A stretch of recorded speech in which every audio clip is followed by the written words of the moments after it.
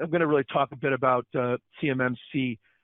We know that there's a lot of people who are in the defense defense supply chain in Connecticut and Connecticut manufacturing, and how important that is, especially now where there's some other softening going on in the market, that we want to make sure that our defense area that we have stays strong and that new opportunities are able to be taken advantage of.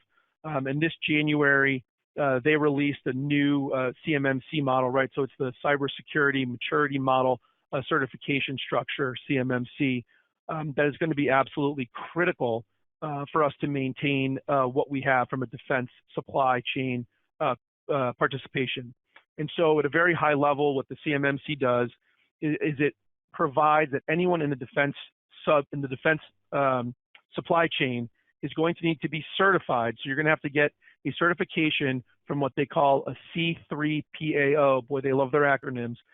Certified third-party auditing organization that's going to come in and give you a certificate that tells you, hey, we are CMMC level 1, 2, 3, 4, or 5 certified. And defense procurement is going to say that in order for you to get the contract and service it, you're going to need to be CMMC level, and they're going to put that in there.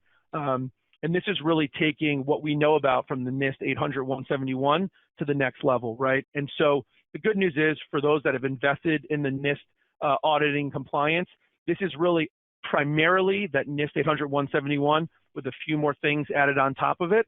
So if you've already done that, then kind of building and finalizing that shouldn't be too bad. But I think now's a great opportunity to be talking about people to come in and do those CMMC gap assessments and figure out, okay, what are the IT projects I need to put in place to be able to get the level 1, 2, 3, 4, or 5 certification that I need. And so you can, I'm not going to get into kind of all these domains, but I think what's really cool that they have done here is twofold.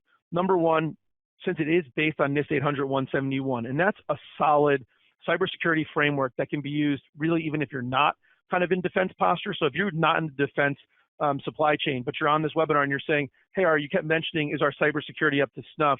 I think getting a NIST 800 gap assessment or maybe a CMMC gap assessment to understand where you fall in terms of if you wanted to be at level 1, 2, 3, 4, or 5, to be able to make a business decision and say, listen, I may not need to be in the defense supply chain, so I might not need level 4 or 5, but I might want to get to level 1, 2, and 3 just to keep my business in a good platform. So I think this is a really important time to be thinking about this. This fall is when they're going to release the first contracts, fall of 2020, that you're going to need that certified third-party auditing organization certification to be in that supply chain contract. So that's coming soon, and it's going to, every time they release more contracts, more and more are going to require that. And over the next few years, every single defense supply manufacturer is going to need to be certified to whatever the right level is. And now it might be a really good time to look at, you know, getting that plan together and being able to execute it. So you're in the best position to take advantage.